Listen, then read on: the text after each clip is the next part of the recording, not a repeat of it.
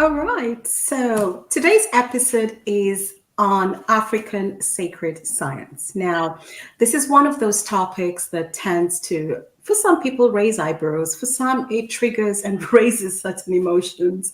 And I think one of the reasons this happens is because this could be for some new information, and for others, it's just not conversations that are everyday conversations. People are used to the mainstream media conversation, the church, the Christian, the Buddhist.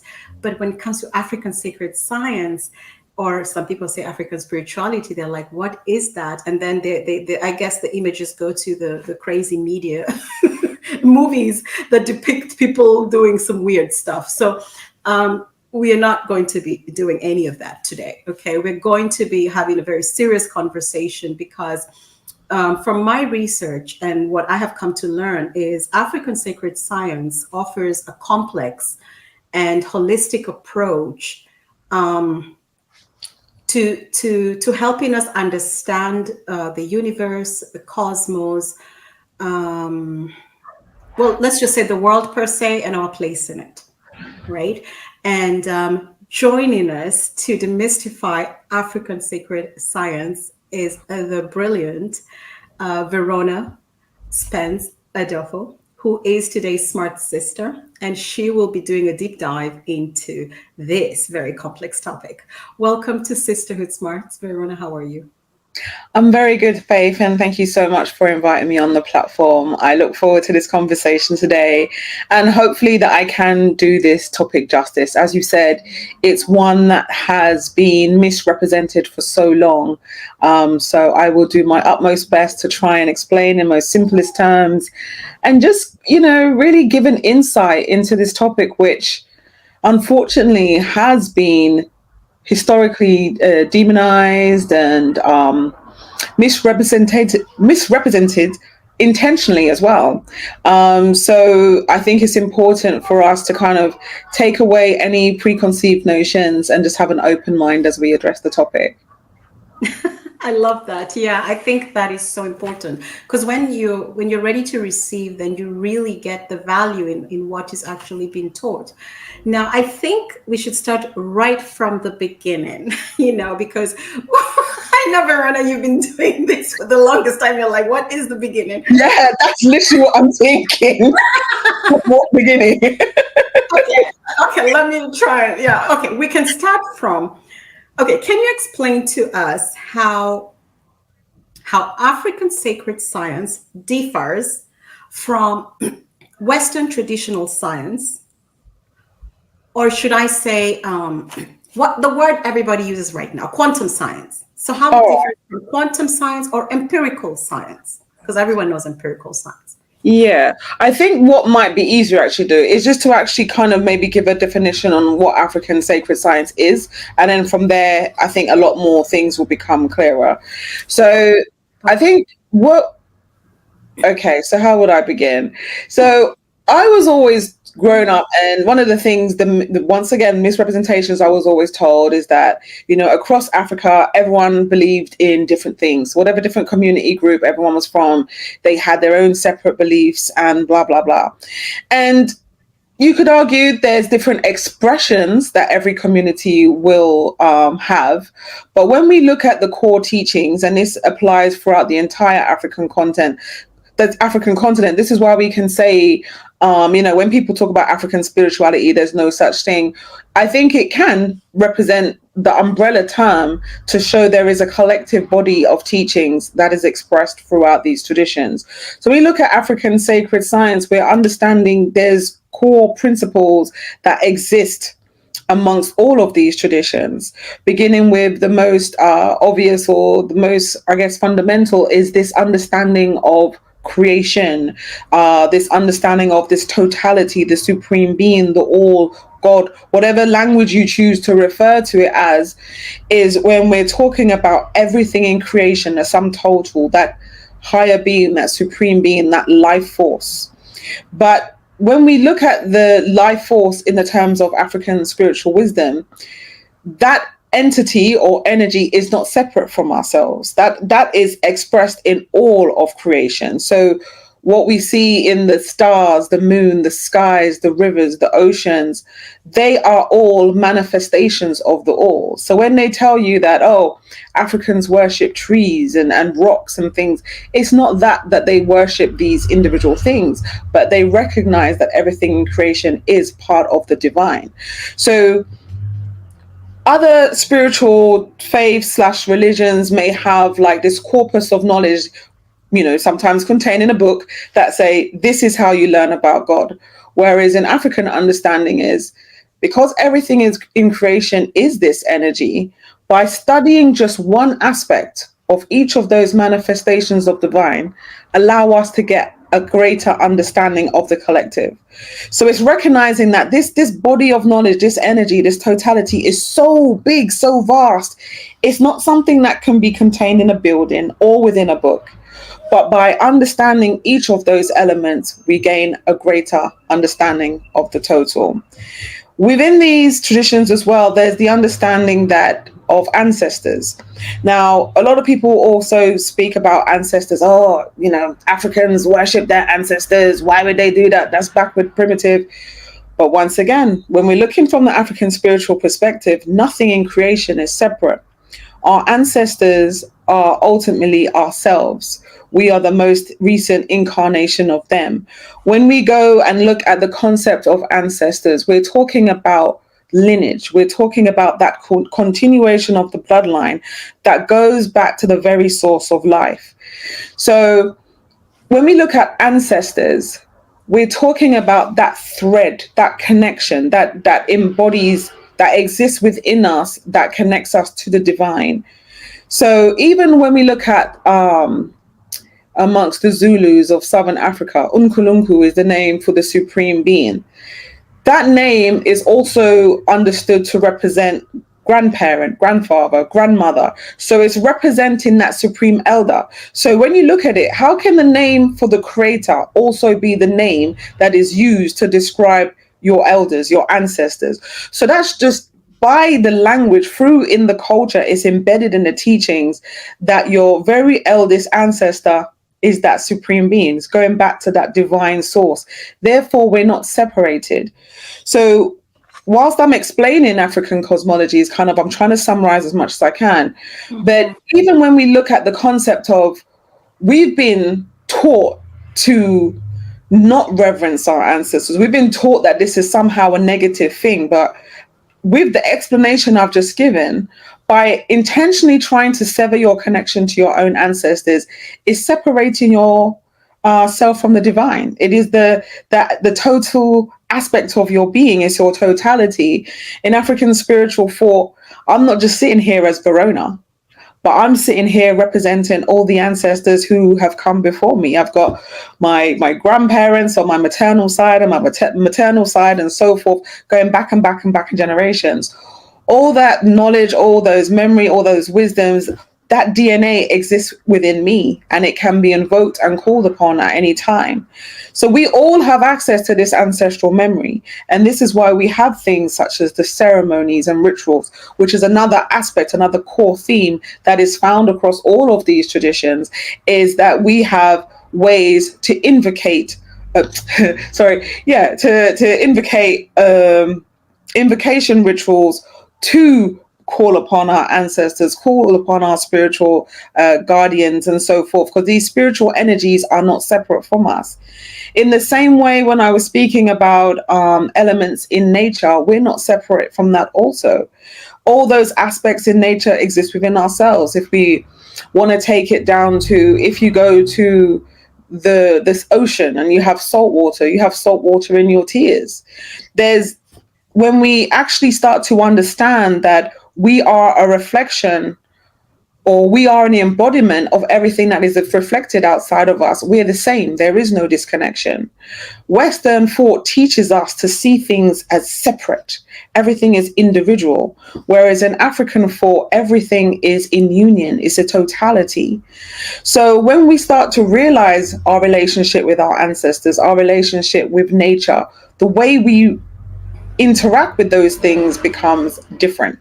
So I've just listed a few core themes that sum up what African spirituality is in a nutshell, in terms of themes that you will find, whether we're talking about the ancient Egyptians, whether we're talking about the Akan of Ghana, the Oromo of Ethiopia, or of the Zulus of Southern Africa, or the Bakongo of Central Africa. You're still going to find examples of these themes. And so, as I mentioned, whilst we have been taught that, we shouldn't be delving into these things, what we should also keep our minds aware of is the understanding that these teachings understand the duality that exists within creation, that everything that happens here in the physical also has a spiritual counterpart. So our relationship with life is about balancing that duality. Western thought has us stuck in the physical, waiting to return upon death to the spiritual. African spiritual thought has a secular relationship, understanding that everything is happening simultaneously. And so this understanding that we're here in the physical, our ancestors in the spiritual are still very much part of our lives. So learning to maintain that spiritual balance is how we find balance in our physical reality. Hopefully that helps. All right. Wow.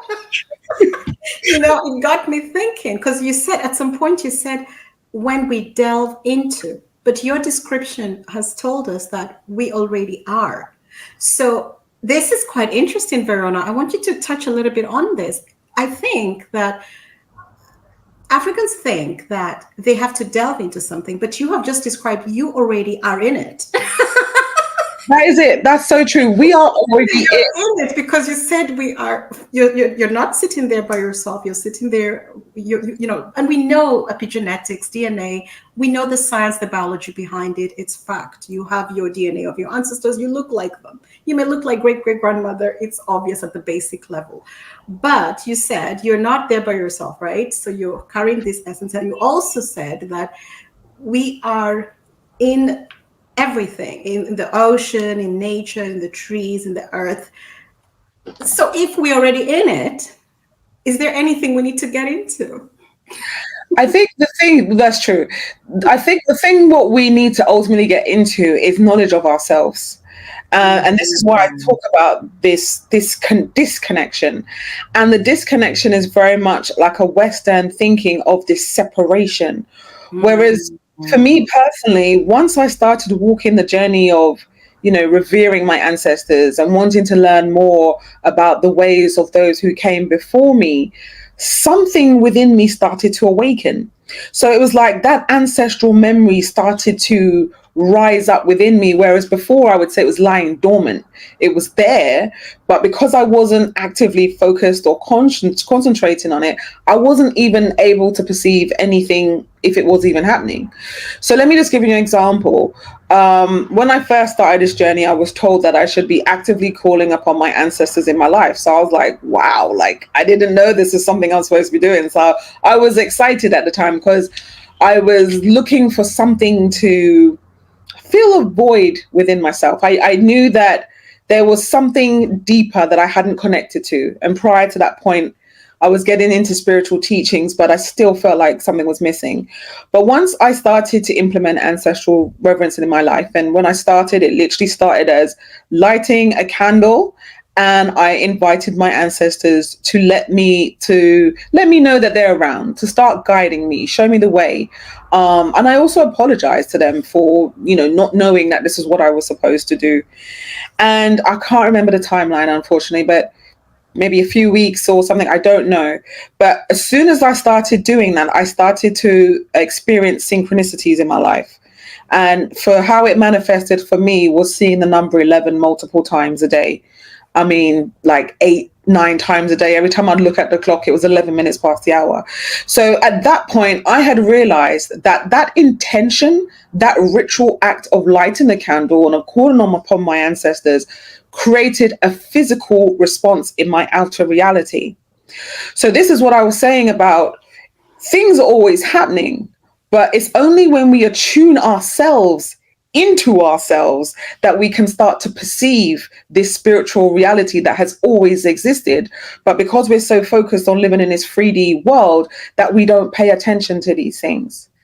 And then once I started to consciously acknowledge that, okay, this is you, this is how you guys are talking to me, then it started to manifest in other ways. Then I started to notice a lot of animal sightings and synchronicities. And especially when I started, I noticed a lot of particularly black animals like crows and ravens and bats and things like that. And interesting enough, they are also this animals that have been demonized. I mean, look at Hollywood and things like that, and they'll tell you it represents death and evil. And but They're for also me, very demonized, and they're always the bad luck birds in yeah, movies, and the owl as well. You know, the owl. yes. And so for me, I was like, these animals that have historically been labeled as negative were a sign of empowerment to me. And I knew straight away that that was a sign of like ancestral protection and guidance. And, you know, you could argue that, yes, they do represent death because you could, you know, the fact that it's ancestors, it means that they've now transcended to the spiritual realm. So death in itself is not evil or bad, but it's also, when we look at black in general, and black animals tend to be associated with things like the occult, spirituality, the unknown, the unseen. So now within my wisdom, I can see that it's not something to be feared, but it was just me tapping into a different dimension of myself that had already existed, but I just wasn't privy to it. Yeah. That is so interesting. And I think now it makes sense what you're saying when you say when you sever yourself from it. So you are in it, you're born in it, it's who you are, but then you sever it by the things you embrace and the things you let go. I think now I get what you meant by that. You're it, but then you take all these different external things and those become your identity, who you are, where you spend all your energy and time, and you neglect who you actually are, is what I'm Exactly. getting. Yeah. And this is why children come into the world very highly spiritually perceptive. They Mhm. know a lot of things, they see a lot of things, they experience it. But what do? We say, oh no, that's your imaginary friend, that's not real. And we start to stifle their natural creative expression. And so by the time they go to like schooling system and been indoctrinated by society, then half of these things are no longer as sharp as they were. And then we go through this process where we grow up and now we start to remember and tap in again. So it is a very interesting cycle. Yeah, when you talked about children, I couldn't help but think about what could be the African sacred science of childbirth and the naming process, because I read some fascinating stuff about this. And then I look at how people are doing it now in Africa, and I'm like, oh my God, you know? And so maybe you could talk a little bit about this. Yes, I've actually found that to be one of the most fascinating subjects that we've come across in our research. And one of the things we have to realize as well, I've noticed within African cultures, is like nothing is coincidental, number one, and nothing is just happens. Everything is very well thought out and has purpose and intention. So as a woman is pregnant, one of the things traditionally what would happen is a divination will be done on the mother during pregnancy to identify who that child is coming in. In the book by Sobonfu Some, I can't remember which title it was now. I think intimacy something. I think it was the spirit of intimacy where she said, Yes. and Oh yeah, the spirit of intimacy. Yeah. she mentions what they call a hearing ritual, Mm. where an elder would be called to tap in and listen in basically through their gifts and be able to communicate with the child to find out who they are, old they are, so which ancestor is returning and what is the purpose of the child. I know amongst the Yoruba as well, they also have a divination process that is carried out in the very early days of a child being born. It's either during pregnancy when the child's being born, and then they find out once again, first of all, the name of the child, because that correlates with their destiny. So going back to your question about naming children. Naming is not a coincidental thing. Naming is not, oh, I like this name, so this is not what I'm going to name my child that. Naming has a very significant purpose, and a lot of communities will have multiple names to represent multiple things. So it can be, your name can identify the line that you fall in within your family. So whether you're the first child, second child, whether you are named after a particular ancestor, that may also come up. If you have been divined upon, your life purpose is also represented within your name as well. So your name is very powerful because not only is it like a signature marker of your identity, it also kind of gives you a blueprint for your own personal life as well. So if your name corresponds with your purpose, that is like a constant reminder that energy that you carry through your name is already following it through your life to achieve that particular purpose or goal. So yeah, namings are very significant because as everything in this world, it carries an energy. And so every time we call that name, we invoke that energy. That person is now being reminded of their purpose. Yeah. So what has happened today to Africans? Because when you go to the continent, most people got their names from the Bible. We have a lot of Bible names, Anna, from the Bible, and not so many people have used the African names, and so, they don't do the naming as it was done. So what happens to this child who was born in this culture and they didn't do that? What happens? So what is actually happening spiritually? So this is a very good question. And I would say I can only really answer this from my own personal perspective rather than generally what happens. But what I would say is we already have everything within us as established at the beginning of this conversation. So we can never really be truly severed from something that we are already a part of. However, when we start to lose our names, when we start to get intentionally separated from our culture, when we intentionally become separated from our ancestors, it makes it a lot harder for us to tap back in. There has to be a very strong drive or something within you that, keeps you clawing through to break beyond this physical paradigm and tap back in to that wisdom that lies within. Mm-hmm. So I'm not saying it's impossible, but I'm saying that these things that we have make it more challenging. So for myself, for example, I'm a child of the diaspora. I'm from Jamaica. I don't know where in the African continent I'm from. I was born and brought up with European names, first name and surname. So I don't know where I'm from. And as I said, well, for me, it was a case of I had to grow up realizing that, okay, the teachings that I'm being taught in the home don't resonate with me. But there was still a yearning. There was still this questioning, knowing that there was more to this physical reality. I grew up in a household where they would talk about obia back home, which is the name for spiritual practices carried over to Jamaica during the colonization period. And so obia is one of those things where it's often like used as a term of negativity when it actually refers to spiritual knowledge. If someone's an obia woman, it doesn't mean that she's bad, but it means that she has spiritual wisdom, spiritual knowledge, normally a herbalist. And yes, there are people who will use this knowledge for bad. I remember hearing my parents talk about this when I was younger, and I would be so fascinated and so intrigued by what they're talking about. But at the same time, I had consciously shut down all forms of spiritual thought here because I was like, I don't believe in this stuff. Like, this is not for me. But it was only until I went through, puberty and my early 20s and I started learning about spirituality. And then it brought me back to those conversations where they were talking about obia in Jamaica. And I was like, I need to understand what these people were doing. Because I realized the way my parents would react with such fear, that there was a spiritual power there. There was something that made these grown folk scared. And there's something of importance. So there was a yearning in me. And the reason why I say all of this is to say that if that yearning is within you and you're questioning, then it doesn't matter what your name is. It doesn't matter about if you didn't grow up with XYZ. That calling will come to you if it's meant to happen.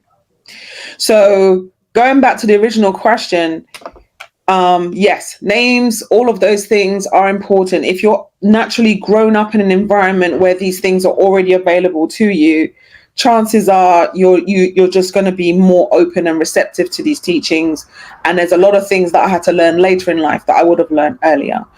But I don't think anyone should look at that as a means to feel trapped, limited, or locked, because if you are called, that knowledge is going to come to you at some point anyway.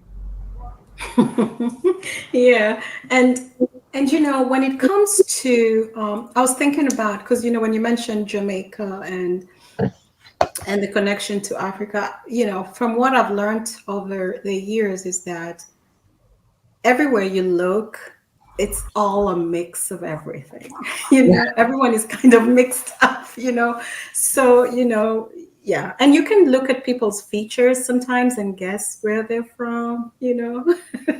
I got that when I went to Ghana. They just kept telling me I look Ghanaian. I You have do. cheekbones apparently, and Yeah. I can see it. I can see it. You do. You can guess sometimes. Like even we'll look at sometimes African Americans, and we're like, "Oh my God, he's a Luo." Like, like, like you just look at the feet, and you're like, "Oh my goodness, this one is like West African." Yeah. So, like you said, you are who you are. It's just it's in you, right? Hmm. And back to the science, and I wanted us to talk a little bit about, the famous Dogon, of Mali.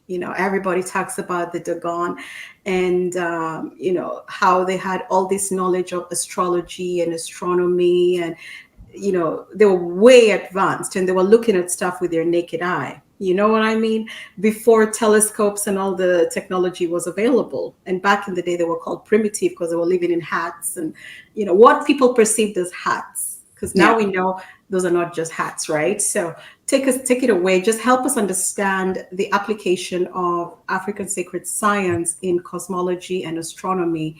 And most people know about the Dogon and Congo as well. Maybe those as a Yeah. reference point. So what I would say to that is that it all ties back to what I said in the beginning, that everything in creation is interconnected. And this is what I found most empowering and so beautiful about these teachings is you start to really acknowledge the divinity that exists within yourself. And living in this kind of Western paradigm, it's made me realize how much we focus on like criticizing ourselves and beating ourselves up and always seeing the answer and solution outside of our own vessel, our own being. I have found in my own experience and from speaking to other African spiritual practitioners, it's literally through the practice of knowing yourself. And then we can even see the Egyptian quote of know thyself, that you will find that you are naturally able to start to understand the world around you. Why? Because the world around you is a reflection of yourself. So there's various different practices that have been done. So, one of the main things that you'll find in our teachings is this concept of allowing ourselves to be one with nature, our natural environment. So things like being in a forest, going inside of a cave, and meditating in those places in whatever way you choose to do so. There was a practice that I saw amongst the Igbos, where it spoke about this act of this meditation where you hum like a bee. And it's like all of these different practices are ways to allow ourselves to tap into our internal consciousness. So even for myself, there's times when I'm given information, like if I'll ask, like, okay, what herb should I take for XYZ? And I'll be told, like, I will get clarity in my mind of exactly what herb I need to take and its purpose. I don't know this, like Verona doesn't know this. I'll go and check online and it will tell me word for word, that's what it does. And I'm like, wow. So when we ask ourselves, how were the Dogon able to know about, Sirius stars and all this stuff, is because they had an understanding of themselves and they understood that there was no separation between them and the whole of creation. And this is something that as African people, I feel that we really need to tap into, because it's no coincidence that we have been taught to view our history, our culture, our spirituality as something to be left in the past. Because the people who wanted to take us away from this knowledge know the power within it, and know that the world cannot be in the state that it is in today if we were to realign ourselves with this wisdom. And this wisdom, as I said, is literally about knowing ourselves. That's where it always starts. It's always about ourselves. So we can do this by studying ourselves. How do we react in certain situations? What are our mental processes like? What are our personal triggers? What things bring us joy? Simple things, like literally start to understand that. Start to say, which traits do I recognize within myself that I may have from my parents or even other ancestors in my line? Oh, I can see that there's bits of those. Because by understanding their story, you also start to understand yourself. By understanding your natural environment, you also start to understand yourself. And so the school of thought, the teaching, our university has always been our environment. And it's through allowing ourselves to be aware of our dynamic relationship with our environment is that we can start to attune ourselves to go back to that level of wisdom. Wow, Verona, you've touched on something very interesting. You know how for the longest time, people said, oh, there are no schools in Africa, right? And, Africans, they bought it. They didn't understand what was going on. The whole environment was your school. Yes. Yes. Shoot, you just made, you just connected those dots. The whole environment was your school. So you didn't need the school. You also mentioned something that made me think about what now everybody's talking about, which is grounding. But again, back in the day, because you said Africans really need to know who you are and understand what the hell you're doing. Because now everybody's talking about grounding, walking barefooted in the earth.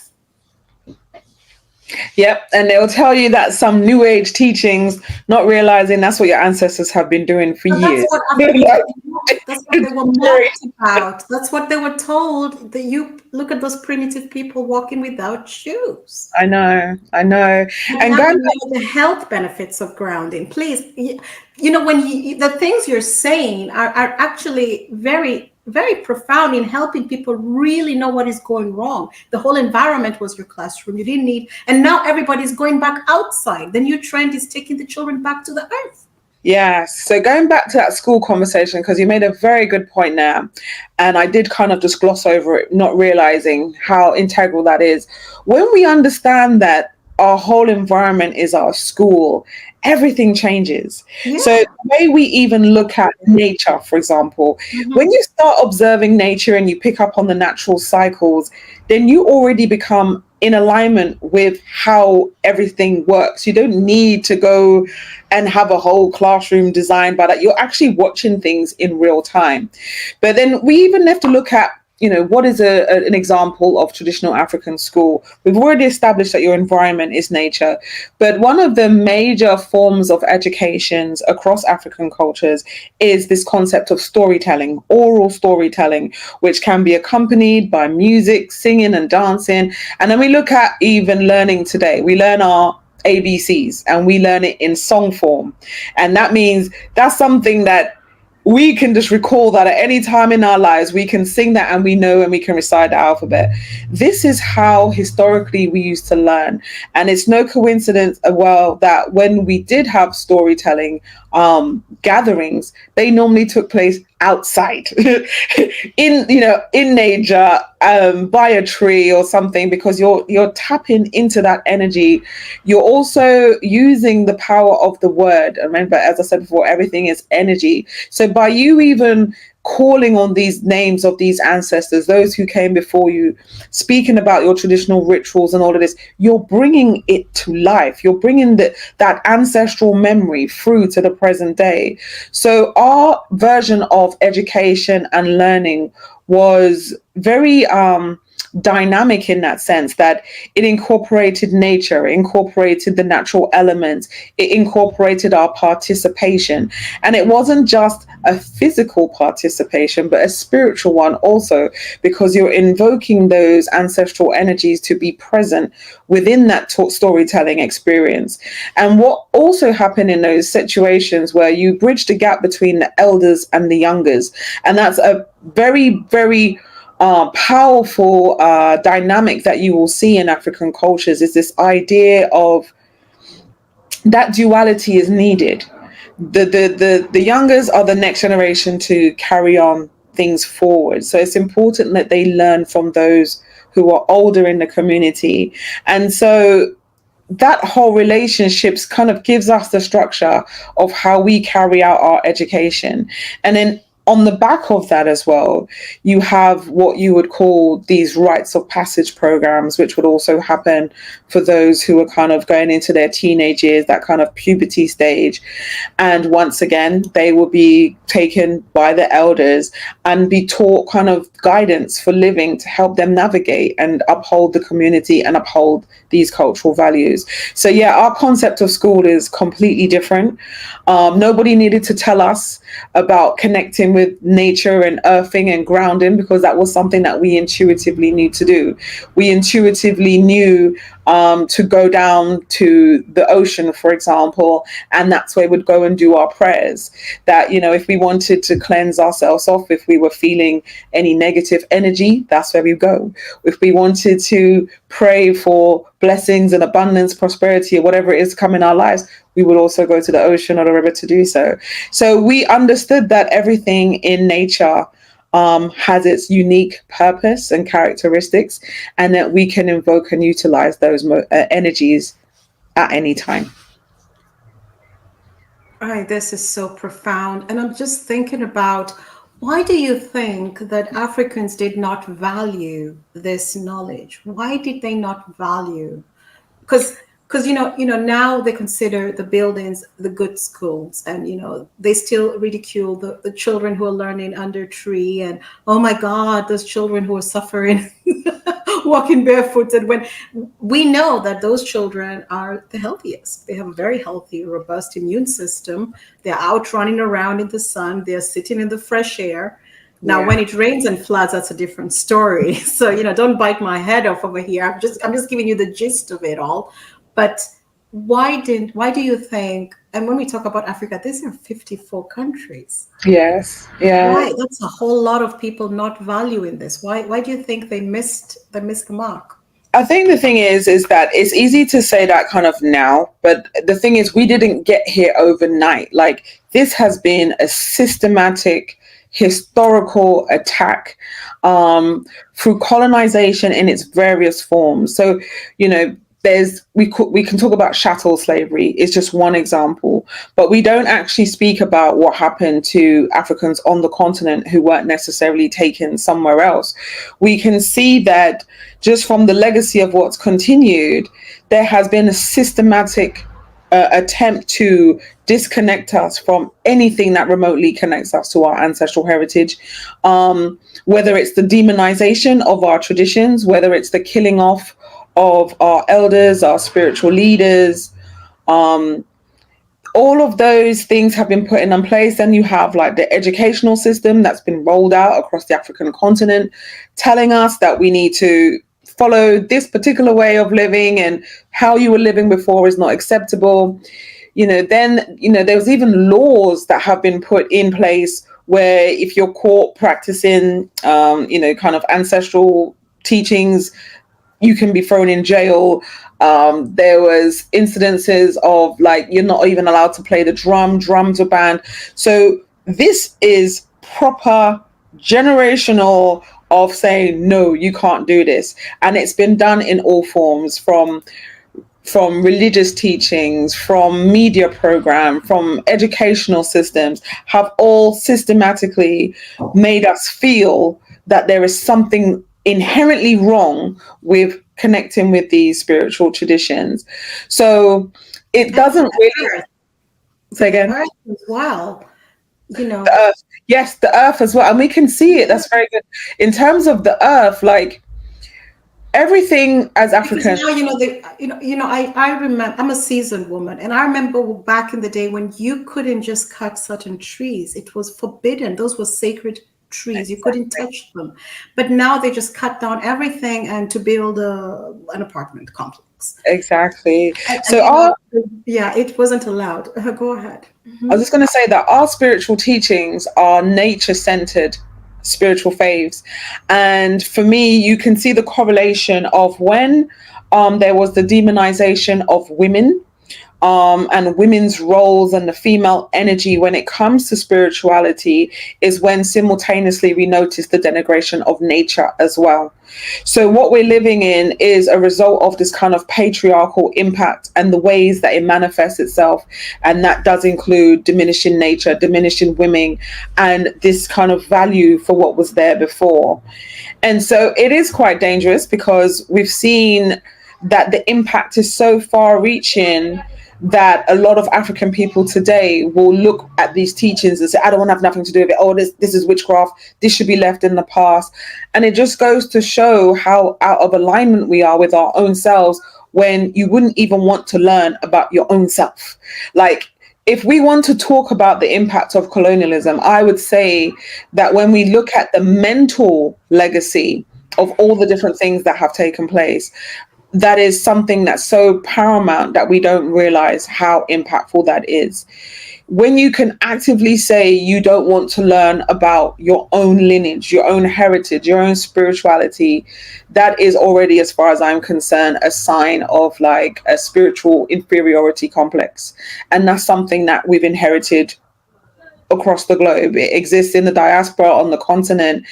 And it's only through when we start really asking ourselves these uncomfortable questions and really tapping into it, then we can start to address it and heal from those wounds.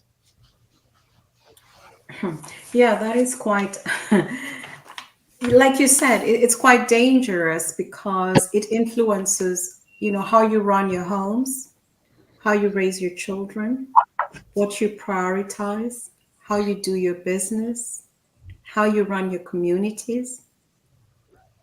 This is really dangerous. The things you're saying today are really, really eye-opening because when you think about even innovation and technology, you mentioned dance. A lot of the African dances were inspired by nature.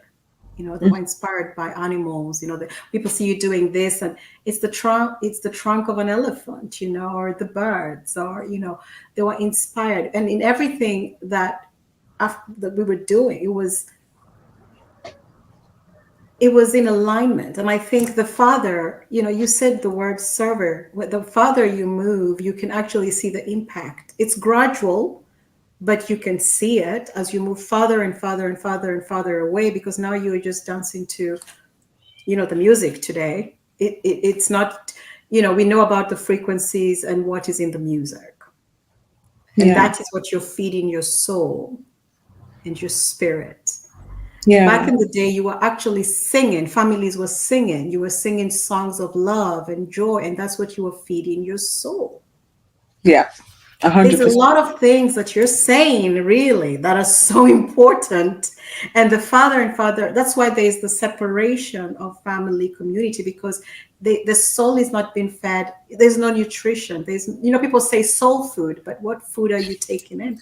Yeah, and I think this is what's really been fascinating. We started Ancestral Voices 14 years ago now, and we can see that when we first started it, there was some people interested, but it was still very much quite like, wow, this is like a really different topic to be exploring.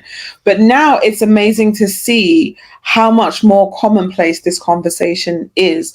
And for me, that is very heartwarming because it shows that many of us are listening to that inner calling. A lot of us live and navigate through this world knowing that something's not right, but we can't necessarily put our finger on it. But there's been this yearning, this calling us back to kind of tap into this ancestral knowledge. The fact that we disrespect nature, the fact that we pollute her soils, pollute her waters and put chemicals in her air. Why would we do that to the very essence that keeps us alive. That already shows the dysfunction that exists within our society. And that shows the dysfunction that lives within ourselves. Because if we understand that we are interconnected with nature and there's no separation, there's no way we would be poisoning our own waters. It makes no sense. So this is a physical representation of the spiritual imbalance that is going on within us.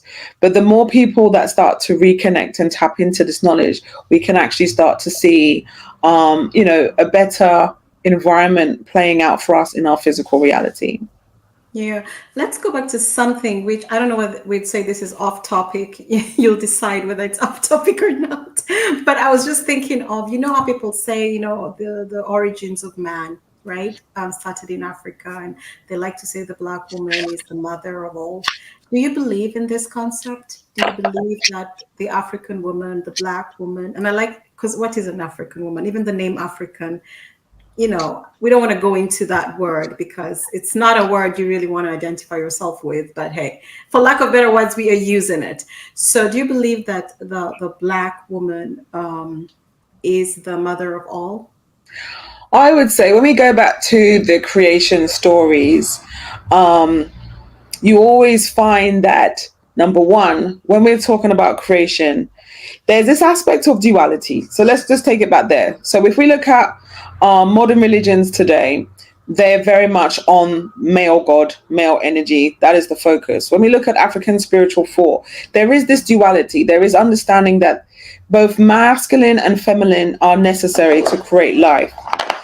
But then even when we look into those teachings even further, we do find that this feminine form keeps appearing, and the feminine is associated with water as well. So even when we look at water, where can we look at why water would be symbolic and relevant? Well, when we come into this physical incarnation here, we come through what? Our mother's womb, which is the portal to the spiritual realm, which is surrounded by water.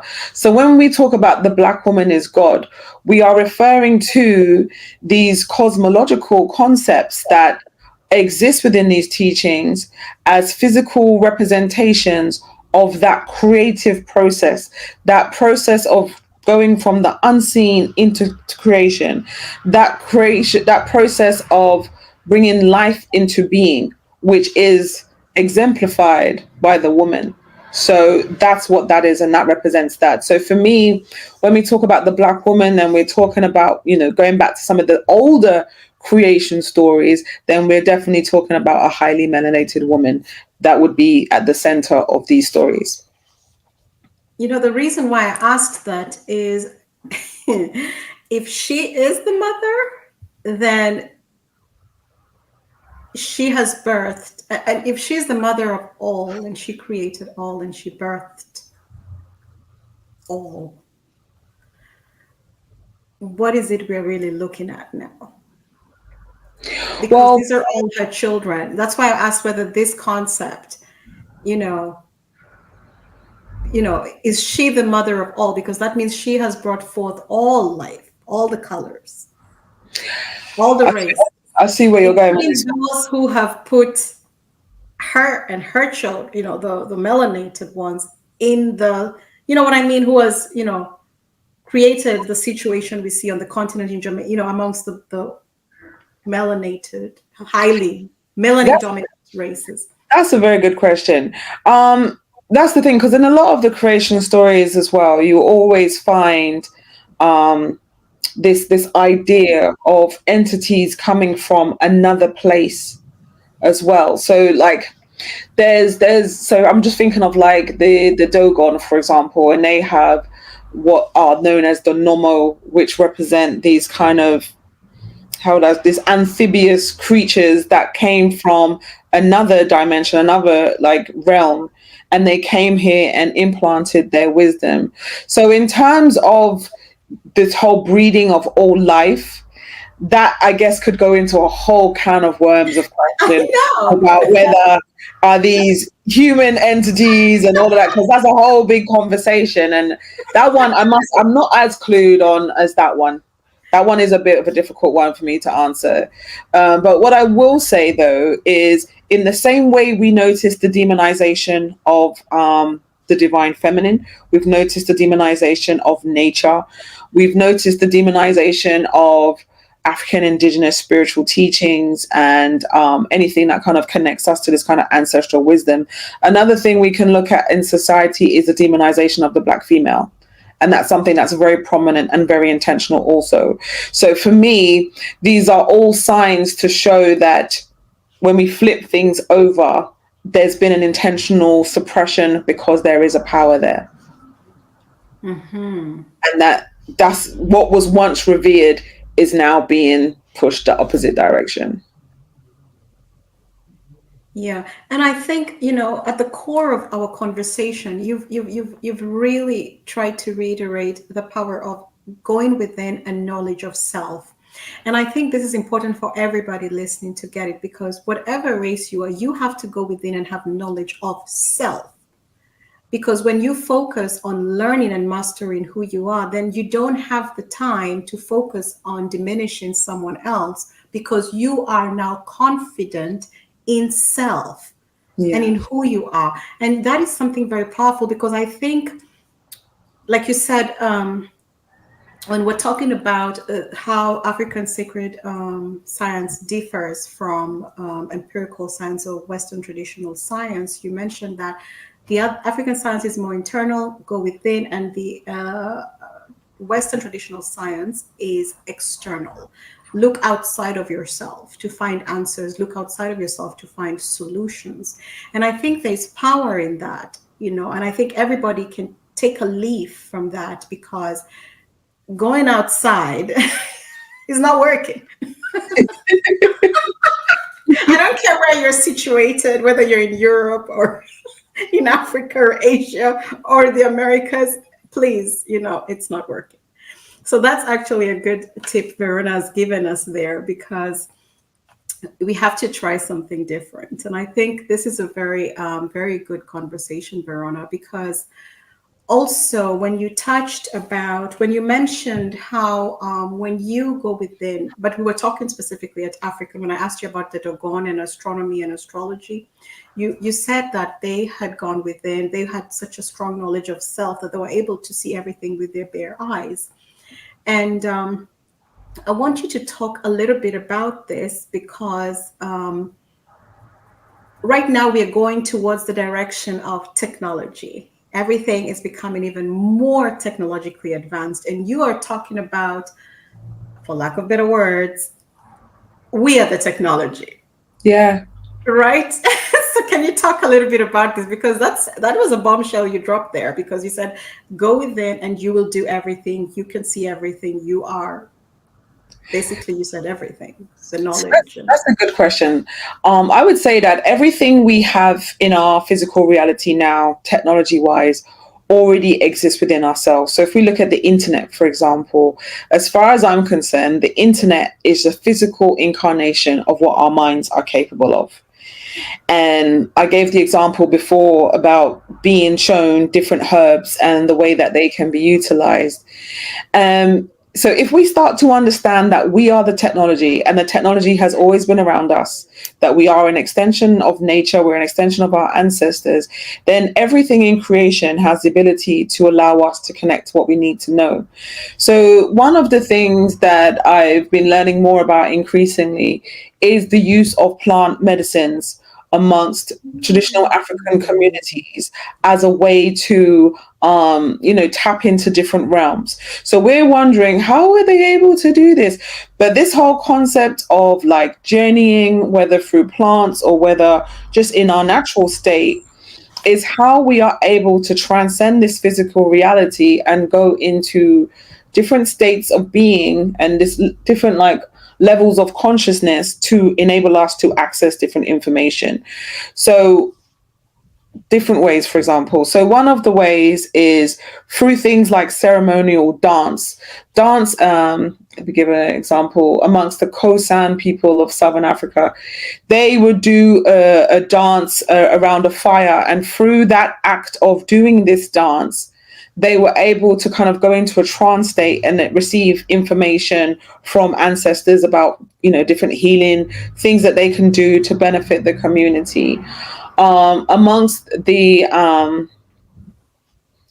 I can't remember their name. They're based in Gabon. I can't remember now, but they used to take the Bwiti of a is it the Bwiti? Yeah, Bwiti ceremony amongst the Gabon, and they take Iboga, and Iboga is like a hallucinogen, which in those states you can start to receive spiritual guidance and knowledge of how to navigate and do certain things, and you'll get certain clarity. So we have always understood that what we need is in nature, whether it's for healing purposes, whether it's for spiritual wisdom and growth, all of that stuff exists there. So once we start to understand what in nature is beneficial to us or the impact that it will have on us, these are all ways that can help us to connect within to these different states. So it doesn't have to be plant medicines. That's just one example. As I said, dance is another. There's different methods that have been used by different communities to kind of access these higher planes of wisdom. Yeah. And when you say accessing these higher planes of wisdom, what I have learned from different African cultures is it was more like, and I wouldn't say tribes because I was taught not to call them tribes. I was taught that they're nations and not tribes. So different nations within a specific country is that people had different roles. So, not everybody was a teacher. Mm-hmm. Not everybody was supposed to be a carpenter or an electrician, or a seer, or tuning in and getting the ideas and technology innovation. For somebody who's listening and doesn't know much about how African sacred science works, can you help us all understand why this was important to identify certain people for certain roles and why everybody did not have the same role per se, if that Yeah. makes any sense? And how did they do it? Yeah. So this is the thing, because everybody in the community has their own unique purpose. Everybody who even lives, this is another thing we've come across in our research, that this idea of like a purpose, that we're all born with our own unique characteristics that are beneficial to our community. Now, these are the things that are identified during the sort of initial days of birth or during childbirth through the process of divination, or a ritual that will be carried out to identify who that person is and how they are going to serve their community. What is it that they bring to their community? And so people might say, oh, but how do I do that? Like in this day and age, how do we navigate that? So as we've identified things like, if traditionally your name would be somewhere that you would look to identify what it is. But even now, if you're like, I have no access to that, I don't have a traditional name, how would I even know who I am and what role I'm supposed to play? And, how do I navigate with this? One of the things I would say is literally look at your life, your experiences, the things that you've gone through. And a lot of us kind of go through certain hardships in our life and think, oh no, this has happened to me and it's so bad. And, we can end up getting caught out with things like feelings of guilt and shame and all of this stuff, but not realizing that what we have internalized as this really, really bad thing. We can also look at those experiences and think, what have we learned from those experiences? And what from those experiences can we pass on to others that we've now learned from experiencing it that can be utilized to help other people. So our experiences often are key indicators to why we are here, the purpose that we come to bring. It might be that you've gone through a particular situation and you've learned to overcome it within yourself, and now because you've overcome it and you speak to other people about it, they're like, oh wow, that is really enlightening, that's helped me so much, da, da, da, da. It could also be, as you mentioned, the example of a teacher. There might be certain teachings that you have come across that you share with others that is of benefit. You could be a natural medicine person, you might be someone who's a good herbalist. Everybody will have their own different roles. But the thing is about finding out about yourself, once again, is that know thyself thing, but really seeing where you excel. Because often we don't necessarily realize our own traits, what we're good at. It's normally other people who say, oh, wow, you're really good at doing X, Y, Z. And you're like, really? I didn't know. But it's recognizing what that is. And it's normally something that you love and you will do with, effortlessly. You'll just do it because it's your passion. That is where you're really starting to tap into your purpose, because it's something that you do without even getting paid, because you love it and it makes you feel good. And that is something that I would recommend to anyone, if you start to tap into that part of yourself and allow that to flourish. Yeah, when you were talking about, the way it's done, and people, it will be done at birth or pre-birth, and then they would find out who you are and what your purpose is and stuff like that. I could help thinking about what the structures we have created now. So people are born and their parents already, like, they have forecasted the 10 key careers that will be Yeah. that Yeah. will be, kick-ass in the next, 10, 15 years. And then they put their children in there and be like, honey, you're going to do this and you're going to excel. And then on the flip side of it, we're also seeing a spike of mental health issues, where people are saying they have jobs, they have lives, some don't, whatever the situation is, there's a spike in mental health problems. And I want you to, I don't know whether you've read, I think you've read the book by Malidoma Some, Of about water and the spirit. Which one? the one where he talks about mental health, but from an African spiritual perspective. Um, He says I that don't, it has something to do with your calling. yes, yes. And schizophrenia, I mean, this is not medical advice. We have to tell you that right now up front, please. Okay, we're just having a conversation to share some information that you should research further. But I'd like you to talk about how this practice, this African sacred science practice of finding out who is coming through and identifying what their calling is, or also right now, if you can identify yourself by the things you're interested in, like you explained, tell us whether you can see any correlation with the spike of mental health, schizophrenia, Definitely. bipolar, PT, all these things. Definitely. So, first of all, I would say, I think in general, a lot of us right now are experiencing these kind of mental health conditions because the way that we live is not natural. And I think we've always known it's not natural, but everything now is kind of coming to the surface and it's like we can't deal with it anymore. It's like it's boiling point. We're not supposed to be living in this way.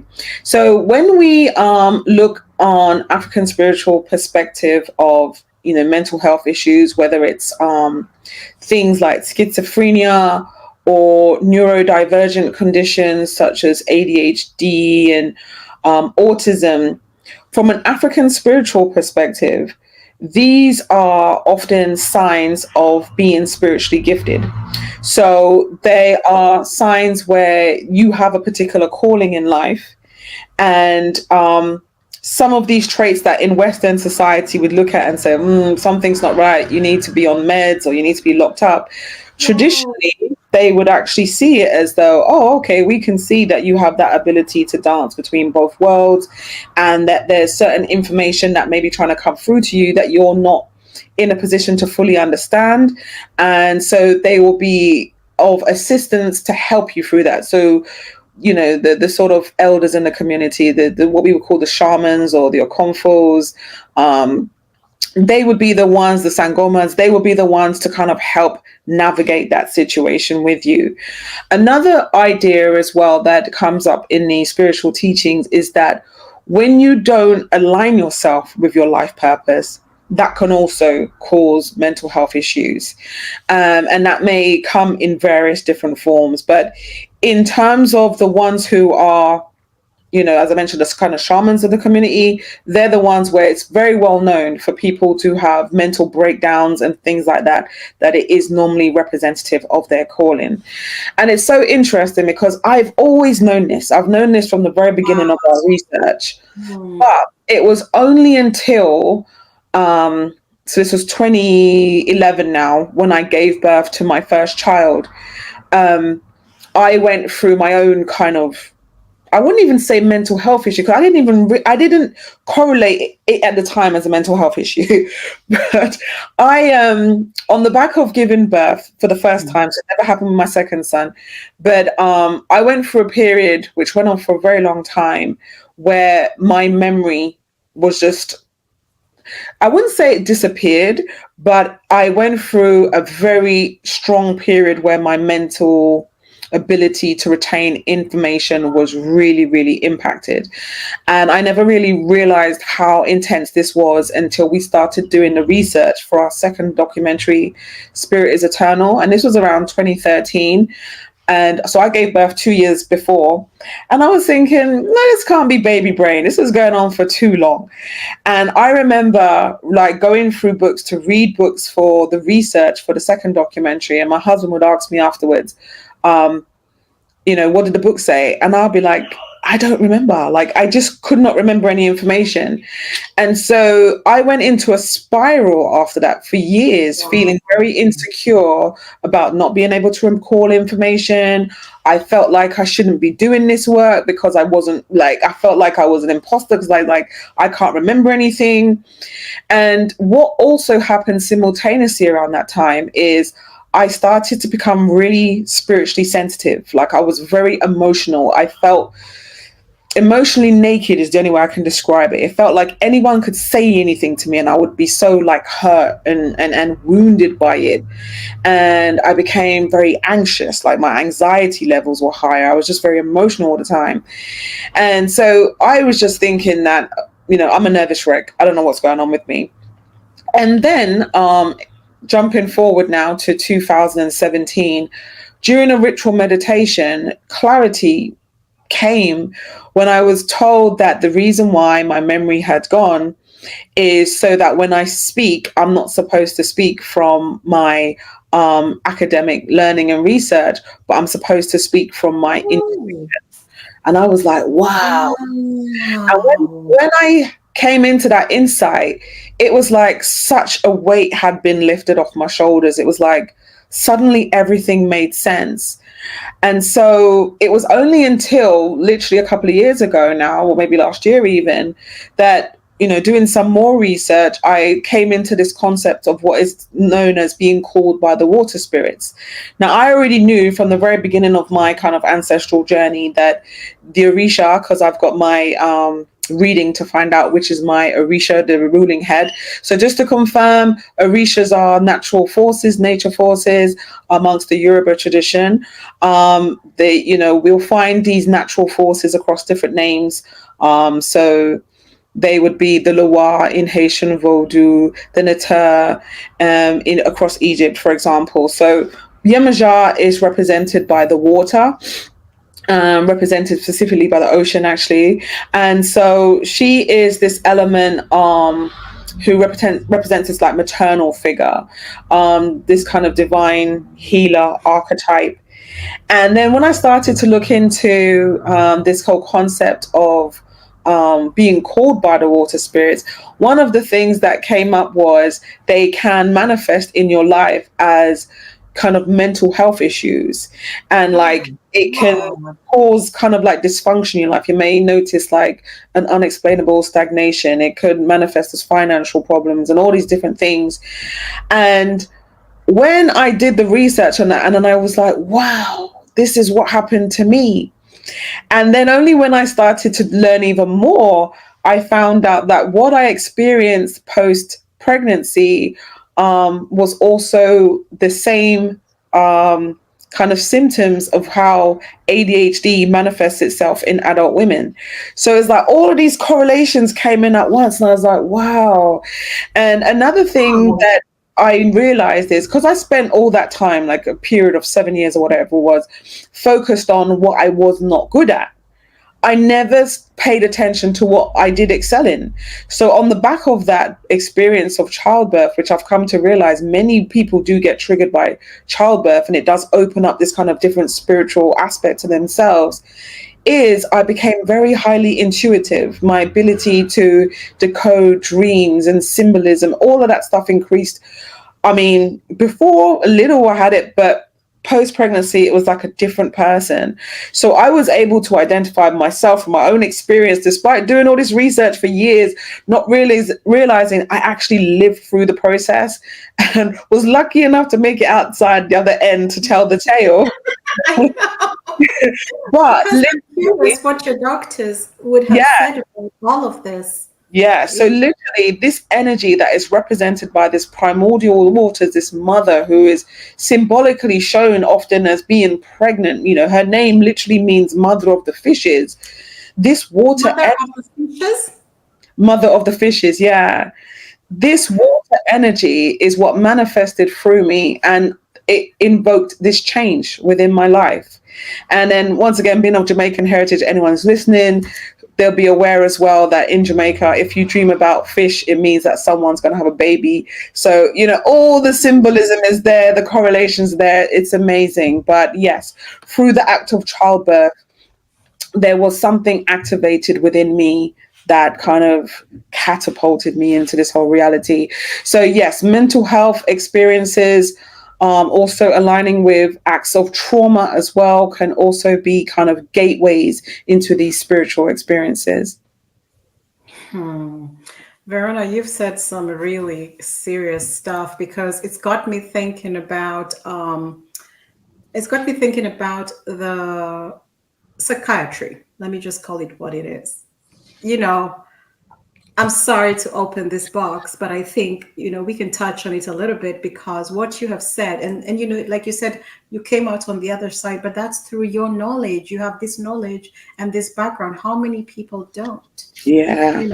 And end up, that could have gone so many ways. As you were talking, I was like, oh my God, that could have gone so many ways.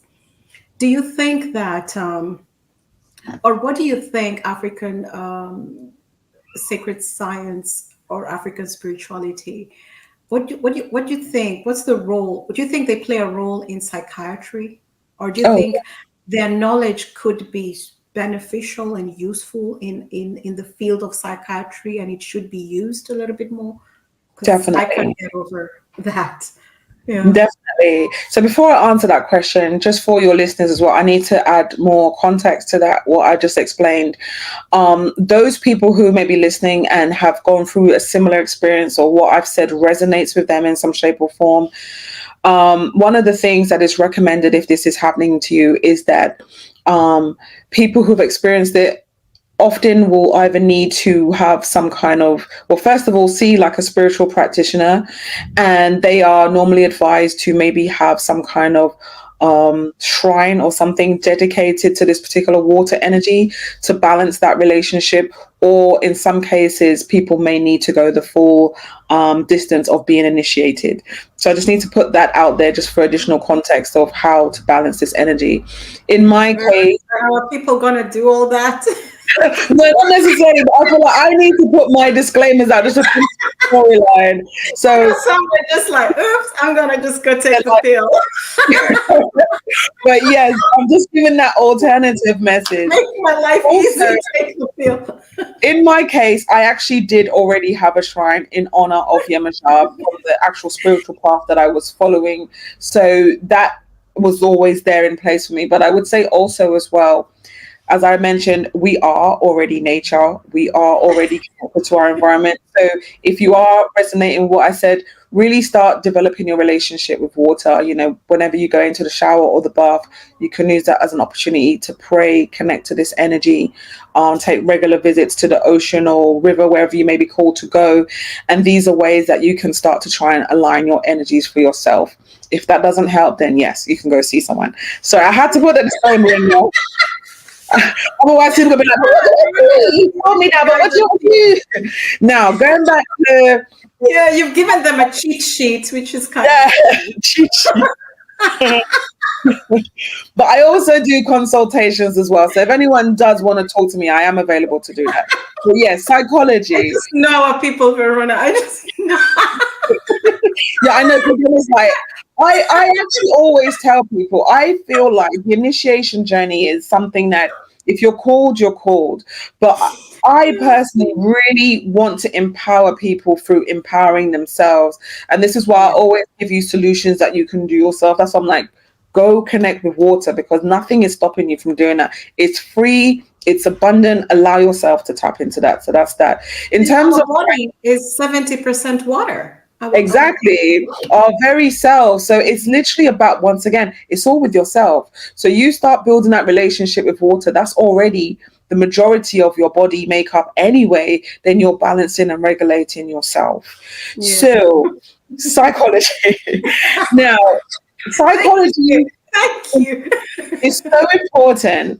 Yeah. And as we're going back to what you were saying about malidoma and identifying that, what we call people with schizophrenia and mental health issues, um, they are actually gifted, but it hasn't been nurtured and cultivated within themselves. Now, I just gave an example using my own self about people who have gone through mental health challenges and come out the other side. Those people who kind of go through this, and I would call it's a life initiation, they are the ones in the community historically, the ones we want to call the Okomfos, the Ugans, the different names that you'll give to those kind of spiritual healers within the community. They are the psychologists, they are the doctors, they are the herbalists, they are the diviners. It's all interchangeable. Some people might just have one role, but often you'll find that psychology is very much tied in there. So people who have kind of gone through this type of initiation of, seeing themselves out the other side of being unwell and facing certain challenges are normally the ones in the community to be able to help others in similar situations. So there is no separation between what we would call a traditional doctor or whatever you want to call them, and a psychologist, because they understand that everything is interconnected. They also understand that these problems transcend just the physical realm. So they're not going to look at the problem and just focus on, okay, this person is acting like this and doing X, Y, Z. They're going to look at the situation holistically and think, okay, what could be potentially out of alignment? What could be out of balance? What could they be spiritually picking up on? Do they need a spiritual cleansing bath to maybe cleanse their aura and clean them from anything else that they may be picking up on? Do they need to go and bathe in the river or the ocean to cleanse them? Do they need a particular blend of herbs that are going to now balance out the energies that are within them? Is it a case of there's some emotional blocks that they need to clear, that they need to release? So there's all of these different things that will be taken into consideration to try and help a person. It could also be, in some cases, there could be something ancestral going on, and that also needs to be addressed. That's causing a physical manifestation for the person. So that may be manifesting as something negative or uncomfortable in someone's life, and that may require something being cleansed from something that's happened in the past.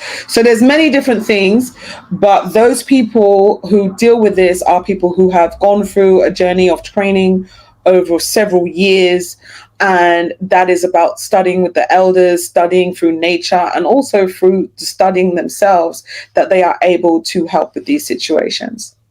Yeah, and I couldn't help but smile over there when you were naming the people who would help with the healing, the Sangoma, the Ugan. These are all going to be called witchcraft. This is what's really Corona is straight up telling people to go, in Kenya. Like in Kenya, they'll be like Muganga, You're telling people to go see a witchcraft and bathe in herbs. but this is the thing. This is what is so fascinating, because it's I'm weird. laughing, but they I know why you're laughing. they will just go crazy hearing this. They're going to lose it. But then, guys, please just to push the rewind button because y'all go to the spa. Well, this You is go it. to the spa and they put herbs in your water and you come out feeling refreshed and regenerated. So Exactly. that's what Verona is telling you, to go to a spa. You go to a spa An and African like eucalyptus twist. oil and everything, and you're like, oh, this is so wonderful and relaxing.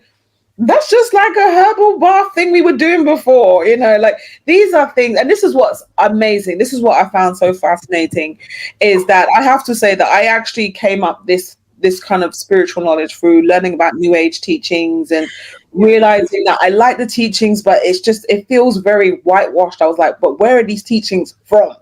And it was only when I started to go back and learn and really tap into this African knowledge that I was like, wow, all this stuff that they're teaching you in this day and age that they've repackaged, rebranded, is your own stuff.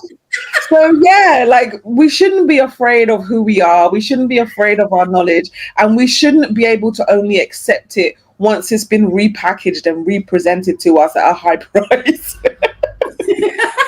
You know what, Verona, I think would help our people if we changed the words. We just created a new language for these things.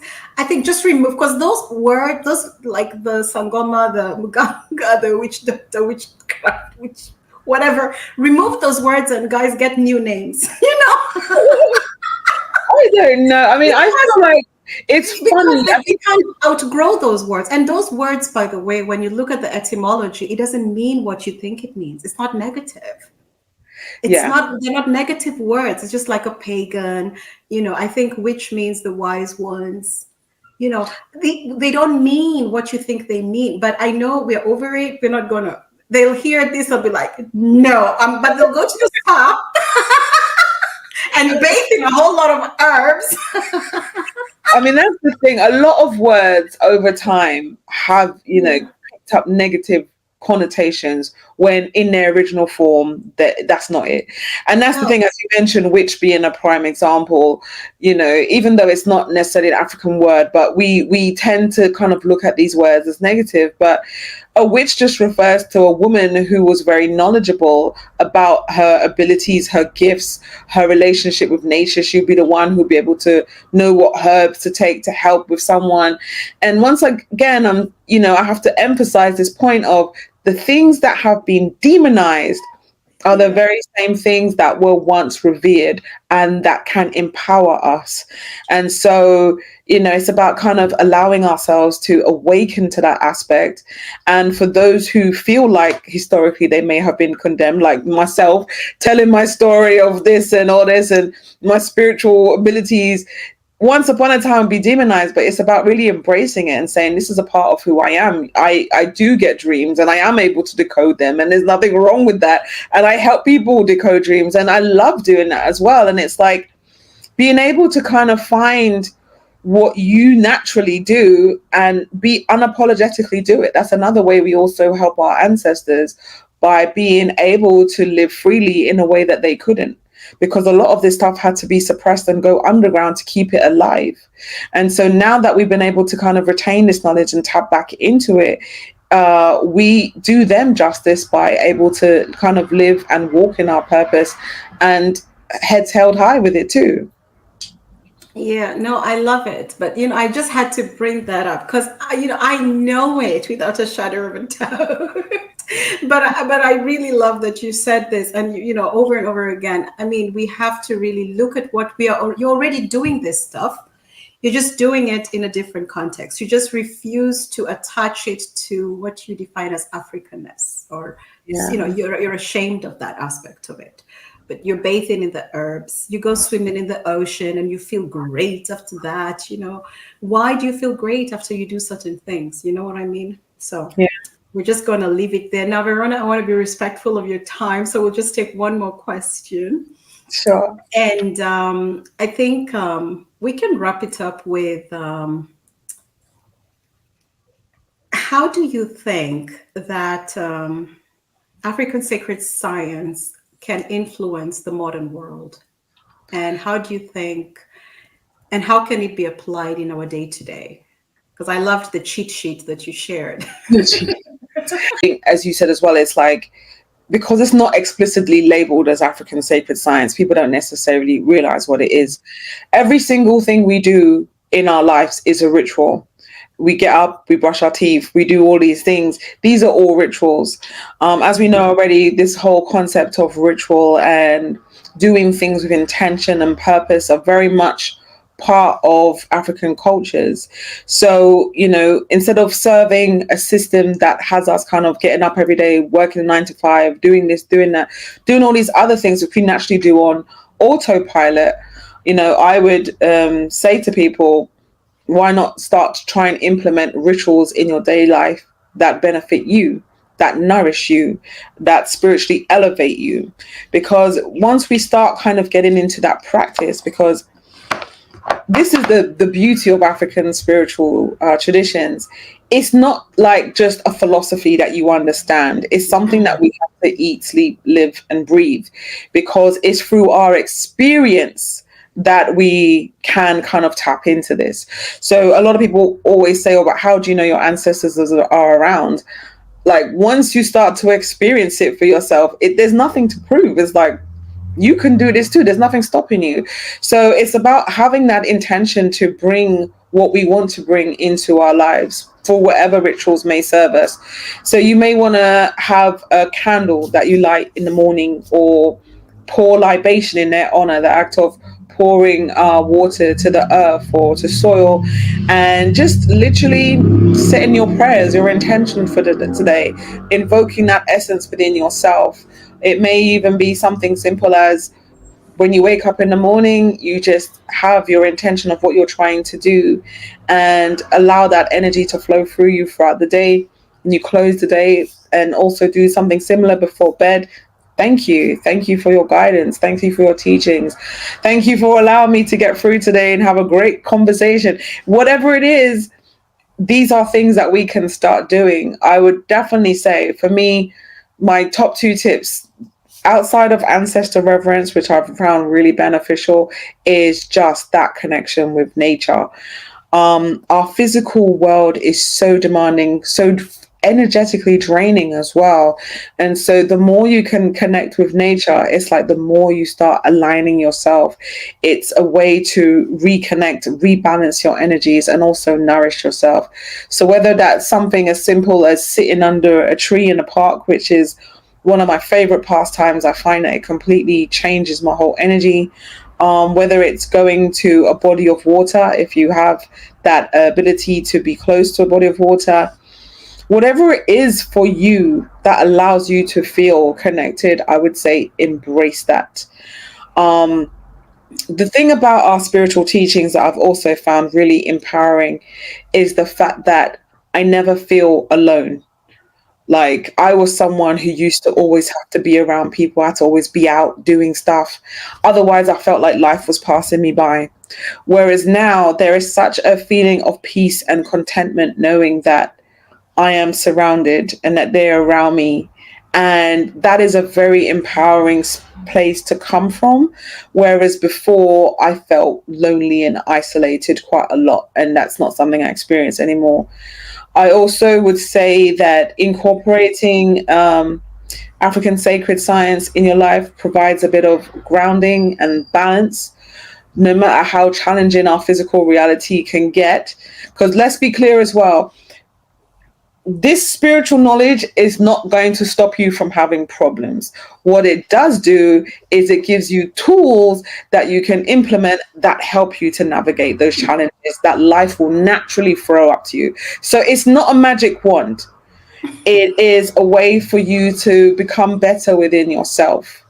And to summarize, the teaching of African spiritual concepts, particularly in the name of ancestors, is about becoming the best version of yourself, being able to be an exemplary example for those around you and those who come after you. That is the true definition of becoming an ancestor, somebody worthy of reverence once you're no longer here. And so I feel that that kind of working towards self-betterment, not just for the individual, but for the collective. That is an energy, an attitude that is reflected in our teachings. And if we were to embody that today, we would truly see that reflected in our wider society. Yeah. Yeah. Don't you just love the sun on my face? It's beautiful. I'm getting those cosmic rays. You are. That's so beautiful. The divine light is shining on you. Beautiful. But I know I said that was the last question, but I have a little small follow-up question. It doesn't, it can't leave my mind. When you talk about communicate with the ancestors, I was wondering, is it because our ancestors go way back? We don't know them all. At least I know I don't know all mine. If I'm going thousands of years back, right? They go really far. Can you call on the wrong ancestor?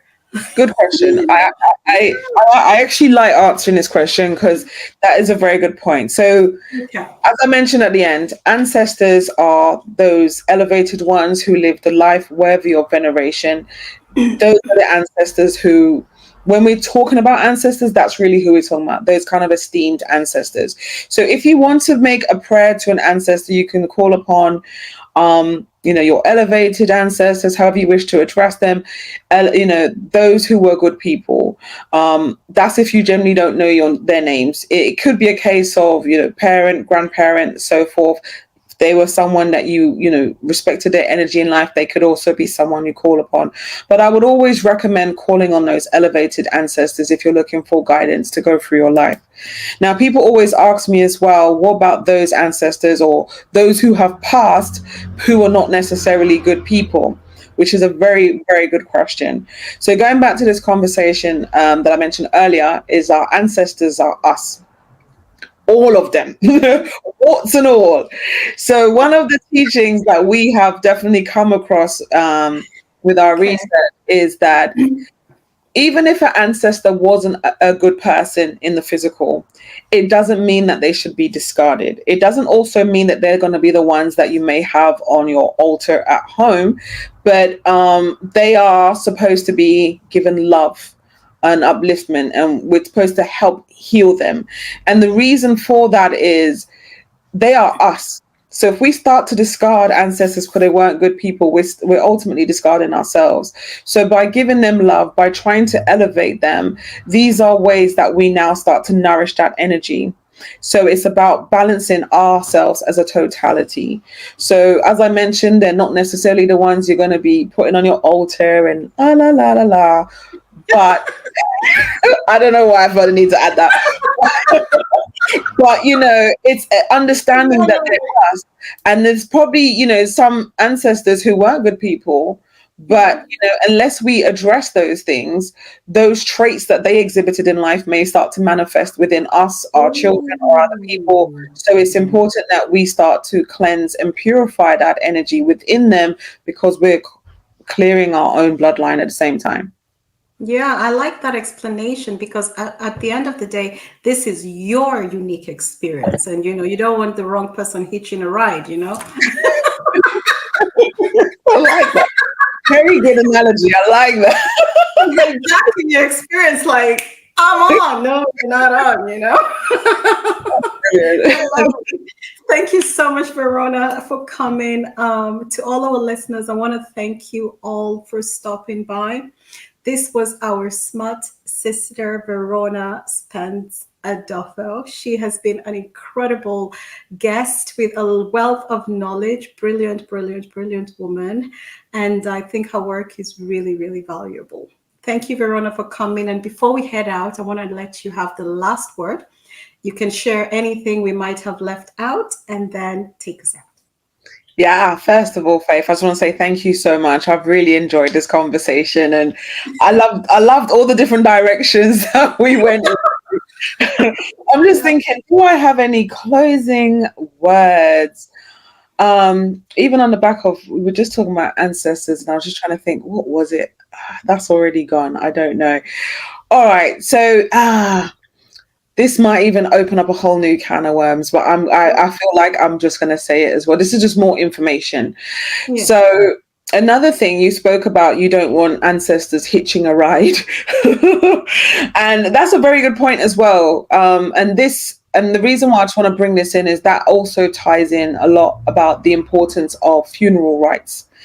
And a lot of us, we don't necessarily see the value of why we have certain traditions that we do. So there's this whole concept of like, we really honor celebrating births and marriage and death and all of these different poignant points in life.